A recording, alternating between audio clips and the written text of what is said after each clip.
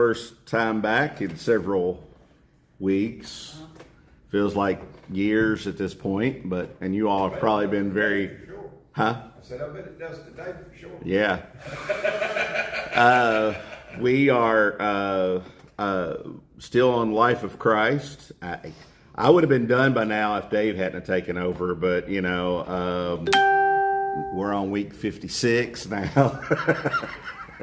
So we have officially gone over the year mark on teaching this, because 52 weeks in a year, so 52 Sundays that we've taught, and then we even missed a couple here and there because we canceled class or whatever. So just to kind of get us back on track of where we are and where we're going. When I left, we started covering the last year of Jesus' ministry. We began with his ministry in northern Galilee. Last week, when David was covering his teachings on marriage and divorce, Jesus' teaching on marriage and divorce, Jesus had moved to the area of Judea. So he'd gone from northern Galilee down into the Judean area. He is working his way to Jerusalem. We're coming to that point where he's going to eventually come to the last week of his life. And in fact, he actually, in that time of being in Judea, he goes to Jerusalem on a regular basis, or every so often anyway. So he's really, I guess, really kind of stepping it up. The heat's starting to get a little bit stronger on him at this point.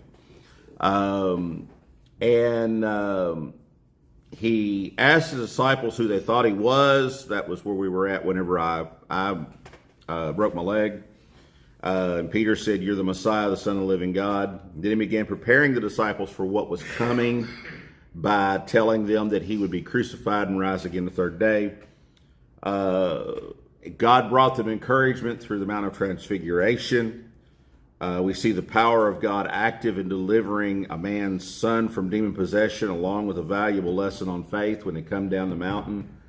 I thought it really interesting because I was going through and summing up David's notes so I could kind of keep where I was at and also kind of keep my notes to, consistent.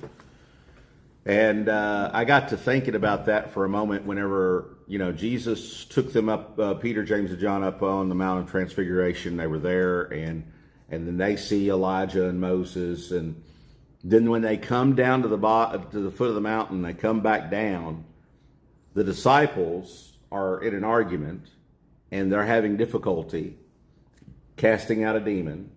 And all that stuff was going on, and I just got to thinking back to when Moses went up to get the Ten Commandments, and how that on the mountain God gives him the Ten Commandments while he's up there, trouble's breaking out down in the camp. And it seems like that's the kind of things that happen. And, I just saw that consistency. I thought that was just kind of an interesting note to think about. So we see that God was offering encouragement, helping them to understand what Jesus had done. It actually put his seal of approval once again on Jesus's ministry, what he was doing. And we see this demon-possessed son being delivered, and then Jesus is teaching them a valuable lesson on faith that I think it would do us all good to go back and study that on an individual level. Then Jesus dealt with spiritual attitudes, the true cost of being his disciple. You remember the disciples all were fighting over who was going to be the greatest in the kingdom of heaven. And we had a really good time in the men's meeting yesterday, and we got to talking about some things that probably are somewhat controversial, but at the same time, it boiled down to that,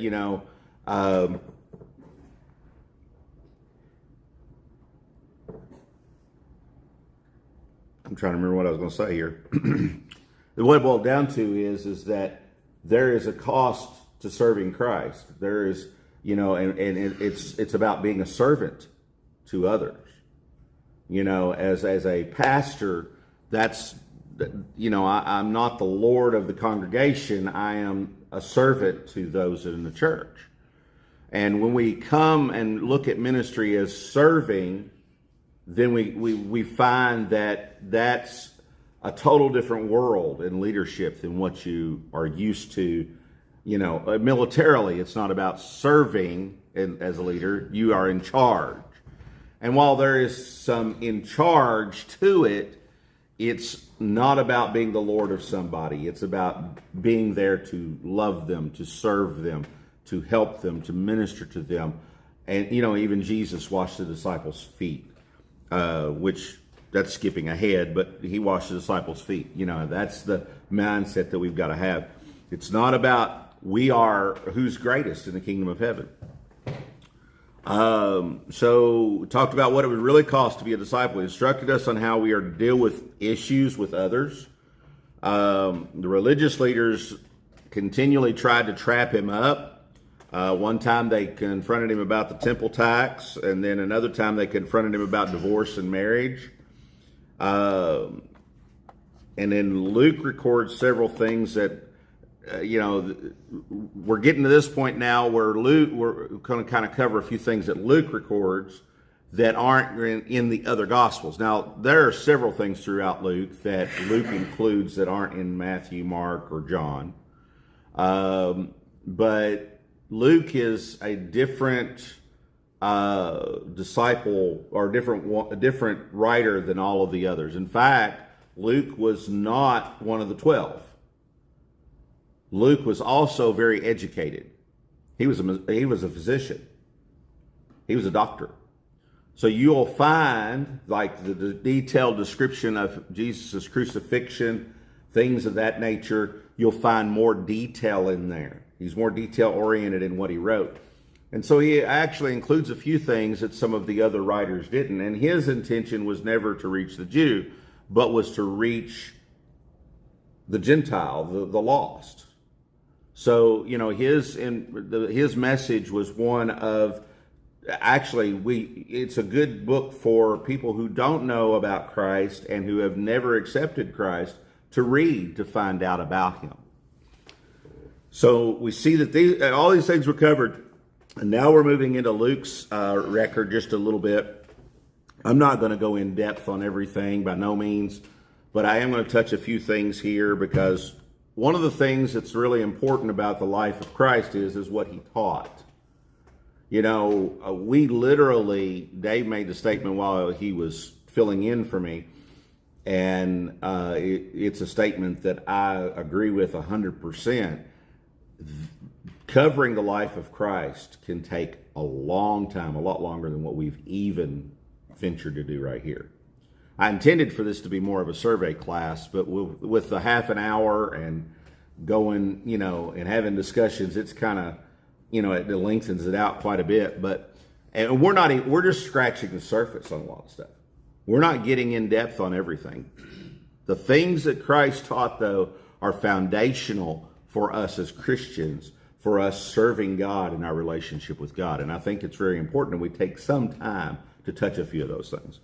So during his time in Judea, Luke records one that I won't say we all are familiar with, but some of us in here at least are familiar with, and that's the parable of the Good Samaritan. How many of you know that parable? Okay. Story of the Good Samaritan, basically, just a quick summation of it. The parable of the Good Samaritan is that this man was beaten and robbed and left for dead on the side of the road. And then comes along a priest comes by and ignores him. A Levite comes by and ignores him. And then a Samaritan comes by and sees him and nurses him to health and puts him up in a hotel and takes care of him. And really, it's kind of interesting that Jesus brings this up the way he does, because who did he have his biggest controversy with? The Christian guys is minor road and little guys, Mm-hmm. trying to be somebody who ain't supposed to do that. You're supposed to Right. It was the religious leaders.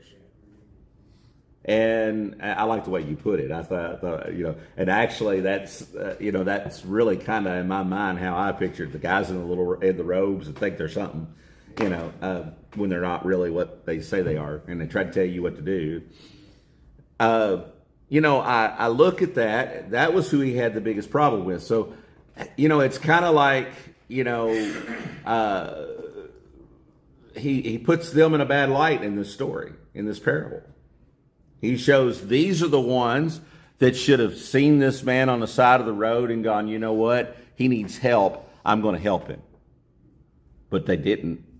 They turned their nose up and went their own way. See, but who are the Samaritans? Anybody know who the Samaritans are? I guess they're people like us, aren't they? Well, yeah, they were Jewish. They were probably a mixed race type situation, and they were outcasts. Yeah, just like we are. They were outcasts. And guess who didn't like the Samaritans? The priests and Levites, the religious leaders, and truthfully, most Jews. In fact, if you remember when we talked about John chapter 4 and the woman at the well, he went through Samaria, Jesus did. I must go through that they would actually, the Jews would actually go around Samaria. Going through Samaria was the fastest route, and they would go around Samaria a lot of times because they didn't want to associate with them. They were the outcasts. There was prejudice among them. And so we see that all that was going on. Now he's telling a story about this man that's robbed and beaten and left for dead, and how that the person that is an outcast is actually the one that really helped. And he really dealt with three different things. He dealt with in that the covetousness of the robbers, where they took from this man. So he was dealing with the sin of covetousness. Then turns around and deals with the sin of selfishness of the priests and the Levites. And then he showed them the compassion that we should have as Christians, the compassion of the Samaritans. And, it's without a doubt, we all know in this church, we have people that are a lot of times considered outcasts. And the reality is that I think, honestly, Corbin First Assembly is a church of misfits. And I don't mean that as an insult. I actually make that as a compliment. We're a church of misfits. I mean, we've got some here that if they were going to some other churches, they would get looked at and treated bad because of the way they look. And then some of those people are some of the most beautiful people on the inside. And, the reality is I've had conversations. I had conversation with somebody that goes here not too long ago. It made a statement that they went to a church one time and they even asked the pastor, do you accept me the way I am and who I am? We're not talking about sin. Talk about as a person, who I am. And the pastor said, oh, yeah. I said, well, then how come your people are staring at me? And he couldn't answer the question. We need to understand that Christ is trying to teach some important things here, and we need to have that mindset. Sin is sin, yes. We don't approve of sin, but God does love that sinner, and he wants to change their life. So during the last 6 months of his life, Jesus, not only had he taught things like this, but he made several trips to Jerusalem. And on his way, I know of at least twice that on his way, Jesus stopped at a home of Mary and Martha. Anybody have ever heard of Mary and Martha? Okay. Mary and Martha are well known in the Bible, in the New Testament. The first time we see them is in Luke chapter 10. So that's where we'll be at for this part of the lesson. verses 38 to 42.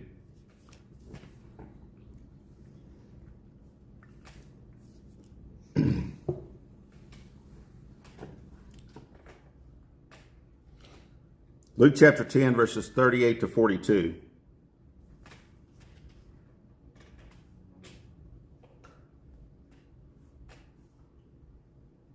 It says, Jesus and his disciples were on their way, and he came to a village where a woman named Martha opened her home to him. And she had a sister called Mary who sat at the Lord's feet listening to what he said. But Martha was distracted by all the preparations that had to be made, and she came to him and asked, Lord, don't you care that my sister has left me to do the work by myself? Tell her to help me. Martha, Martha, the Lord answered, you are worried and upset about many things, but few things are needed, or indeed only one. Mary has chosen what is better, and it will not be taken away from her. So Jesus is making these trips. He's going in different areas of Judea ministering. He's making a trip toward Jerusalem. He goes, I think Bethany, if I'm not mistaken, is the area that Mary and Martha live in. There's another character that we learn, another person that we learn about later on, that they're sisters, and they have a brother. Anybody know what the brother's name is? Lazarus. But you don't find Lazarus in this story. He may have been there for all we know. In fact, I'm sure he was, because Jesus was aware of who he was. And whether he was there this time, he was probably there one of the other times. And we see that Jesus has faced all this controversy. He's faced everything that's going on. He's done a lot of ministry. Now, anybody knows if you're doing a lot of work and doing anything, ministry or doing something, what do? You get tired. You get hungry. You need a place to rest. You need food. Martha was very well aware of this, and Martha was like, hey, Jesus, why don't you come to my house? And this was a big to-do, because she wasn't just inviting Jesus when she invited Jesus. She was inviting 12 other men to come. Now, could you imagine 12, 13 men that eat like Harley does? I mean, we had men's breakfast yesterday, and I got me about 5 strips of bacon. We had this huge pile of bacon. Harley walks by, and when he gets by, I look, and the bacon's gone. Just kidding. No, it wasn't Harley. Isaac wasn't here. No, I'm just picking on Harley, but, the men in general are known for being big eaters, especially after they've worked hard and they've traveled and they've done a lot of stuff.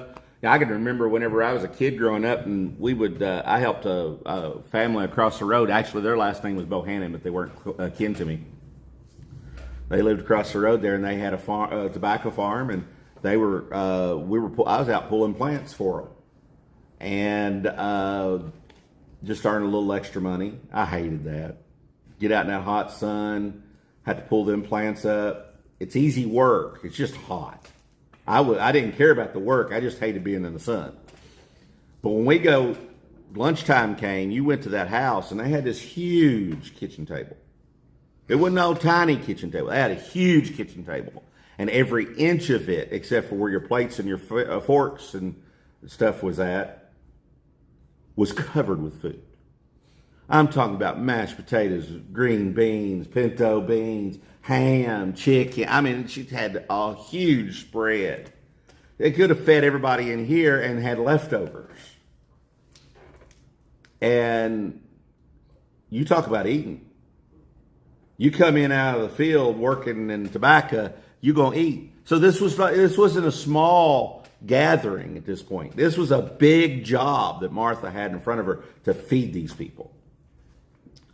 And so she invited them to come in, and they both we find when we read this story that Mary and Martha had 2 different personalities. Now, we look around here and everybody here is different. None of us are exactly alike. We joke around, Dave, Allison, and Jess and I do, but Dave and Jess are more alike And me and Allison are more alike. Poor Allison. She's a lot meaner than you realize, people. She looks sweet, but she ain't near as sweet as you think. Good God, she's so alive. But I mean, you know, but we all have, while we all have similarities in those situations, there's also some big differences. And, you know, Harley and I were talking yesterday, you know, Harley could be intimidating. I mean, if you just saw Harley and didn't know him as a person, he could be intimidating. He's a lot taller and he's well built. He's just a big baby. He's a big, but yeah, he really is. He's cuddly, lovable. But, you know, if you saw him in a dark alley and did not know this man, you would cringe because you'd be afraid. And, you know, and he had a job just recently where he had to be different than his real personality. And it just doesn't fit who Harley is. And I told him, I said, dude, when you told me that you were going to take that job, I was like, bless his heart. He looks the part, but he just can't, you know, because he has a heart. And, you know, and I, honestly, we all have those different personalities. We all have different things about us. You know, we have I think it might be the size. We have another gentle giant in the building too. And that's Larry. I mean, Larry here, he could wring your neck without even thinking twice. But truthfully, Larry is one of the kindest people you want to meet. I know Sandra's here and she might say something different, but at least that's been my impression, okay? And so, you know, I mean, we all have different personalities. And we see here in Mary and Martha that they had strikingly different personalities. I probably want to know what she just said. 'Cause it was... Martha was a person of action. She tended to focus on tasks more than people. She was not people-oriented. She was task-oriented. She obviously cared because she wanted to make sure Jesus was fed. She wanted to spend some time taking care of some individuals. But she was very task-oriented. She had to get it done. She had to get the meal done. Because if I wait for somebody else to do it, it ain't going to get done. That was the mindset she had. So she was focused more on people. She was focused more on the task than she was on people, and she was a hard worker. And it was her idea to invite Jesus to the meal. Mary, though, her sister, she was not so focused on people. She's more, she's not so focused on tasks. She's more focused on the people. I said that wrong. She's more focused on the task. She was not focused on tasks. She was focused on the people. She was a people person. She thought that was more important. And she's mentioned 3 times in Scripture. And in all 3 times, you find her at the feet of Jesus. All 3 times. You see in Luke chapter 10, verse 39, she had a sister called Mary who sat at the Lord's feet listening to what he said. You see her in John chapter 11, verse 32. It says, when Mary reached the place where Jesus was and saw him, this is whenever Lazarus was dead, fell at his feet and said, Lord, if you had been here, my brother would not have died. In John chapter 12, verse 3, then Mary took about a pint of pure nard, an expensive perfume, and she poured it on Jesus' feet and wiped his feet with her hair, and the house was filled with the fragrance of the perfume. Where did you find Martha? She was in the kitchen preparing the meal, but Mary was at the feet of Jesus.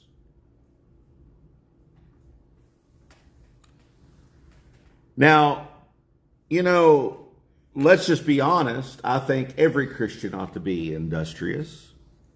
I think every Christian ought to want to work and do what needs to be done to minister to others. But you've also got to temper that with the personality of Mary,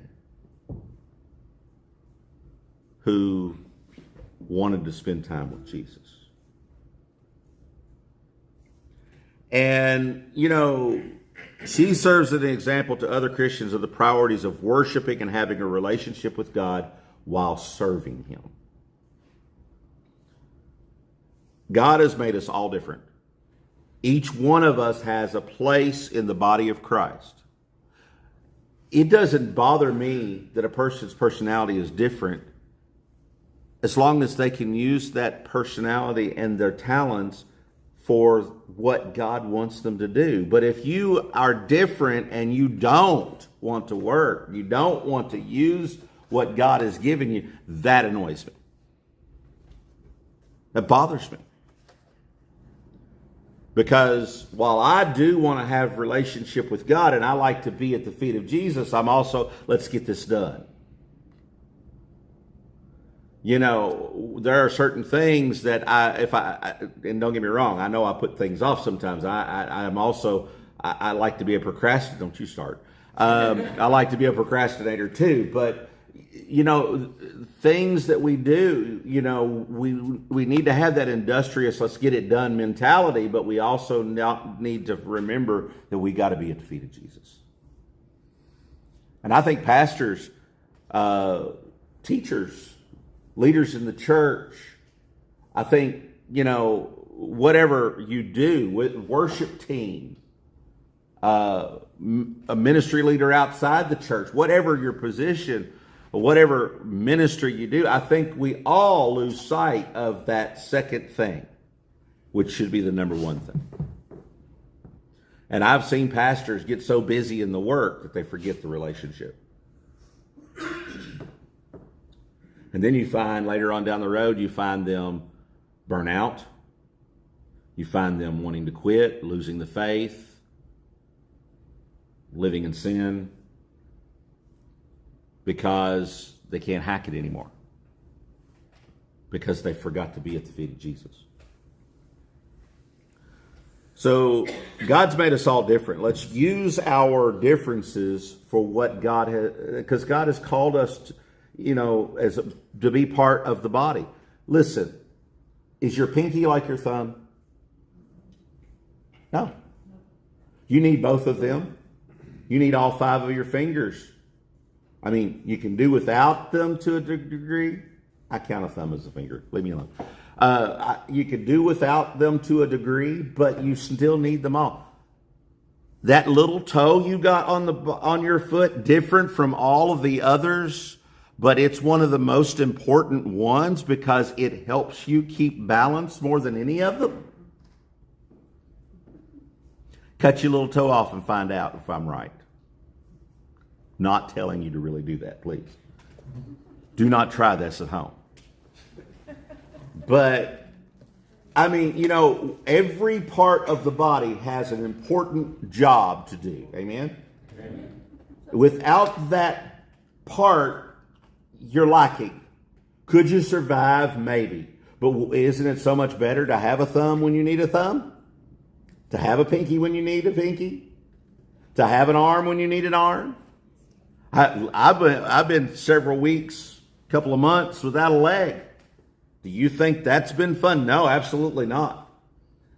I mean, when I've had to take my foot, stick it up under my leg and lift it up to put it up on the couch because I couldn't move it any other way. And then I'm screaming in pain because Jess reaches down trying to help me move it on a pillow, and there is no right way to grab my leg at that point in time. She's just doing the best she can. And then gets upset because she's hurt me. I mean, you know, we got to have these parts. So what we have to understand is every one of us are different and every one of us have a purpose, and we need to step up to that purpose and do what God has called us to do. And here Mary and Martha are. Martha is doing her part. Mary is doing her part.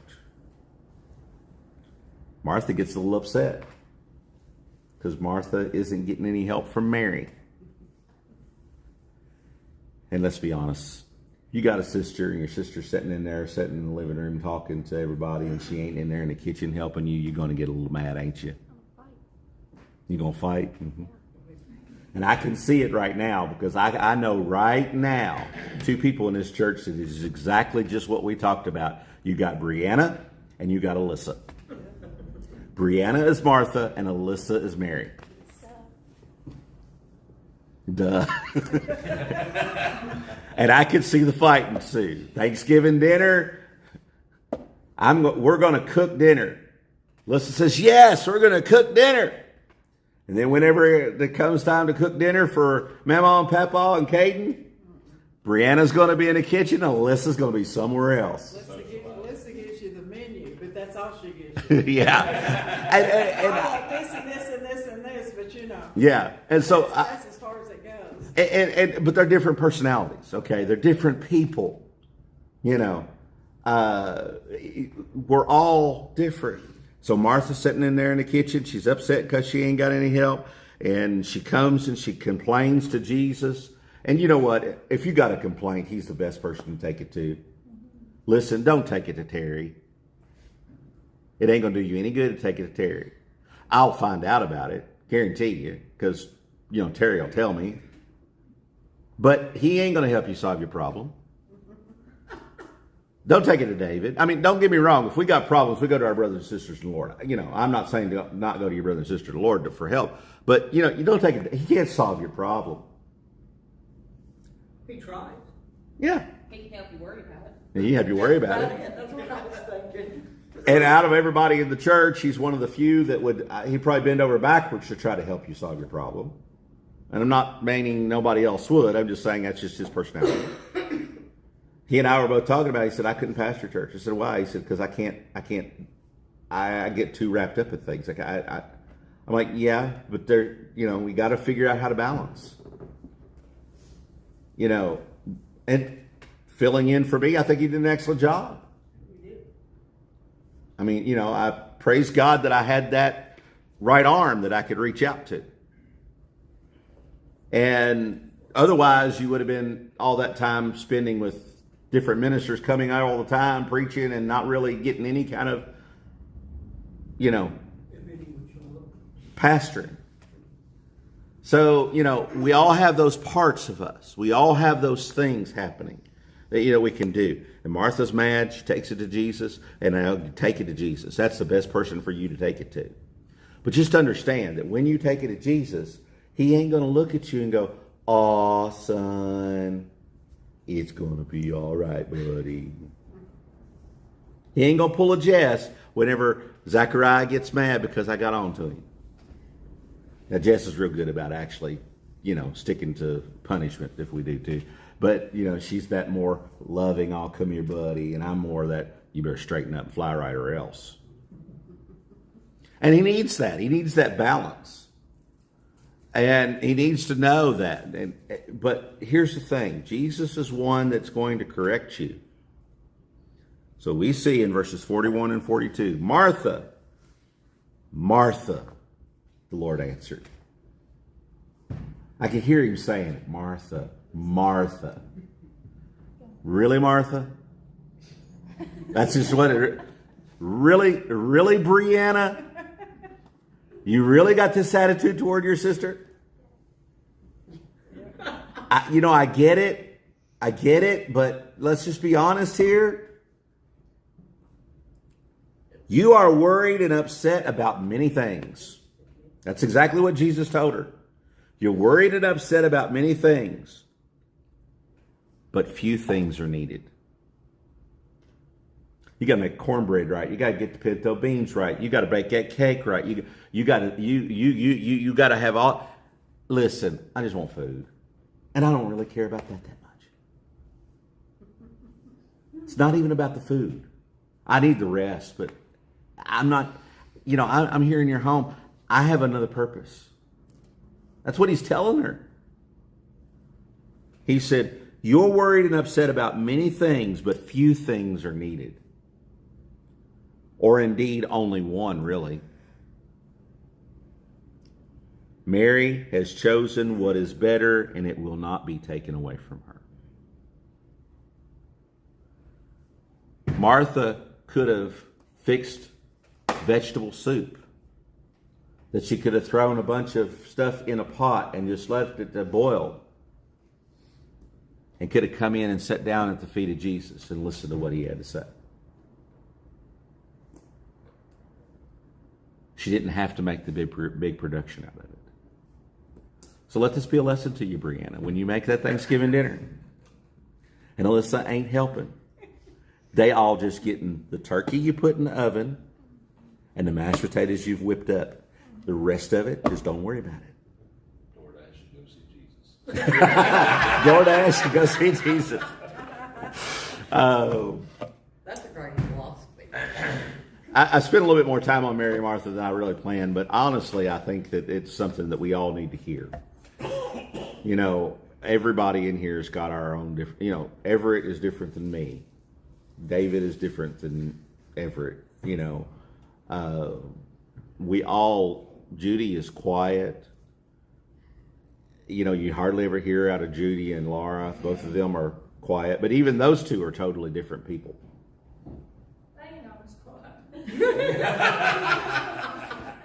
Okay, when they're here, I figured when I said that, I figured Russell's going, yeah, until I make her mad. And just trust me, I know you've probably made her mad somewhere along the line. You ain't been together this long without making her mad somewhere along the line. But we all are different, but we all have our place. And one of the things I've always tried to do as a minister is when I see a potential in you, I try to push you into that area. I can't force you, I can't make you, but I'll try to push you into that, guide you there, and help you to become that potential. Sometimes we need a little push. Yeah, it's true. I mean, you know, and thank God that I've done that with a few because it's helped them grow. Now, I've had some that just fight back and they ain't never going to do it. Some of us just like to be left alone. God. Some of you like to just give me grief. But anyway. I mean, everybody has to have a job. Yeah, everybody has that job. All right. And we do a good job at that too, yes. For the sake of Harley, all hearts and minds settled. God bless. It's not her job, it's her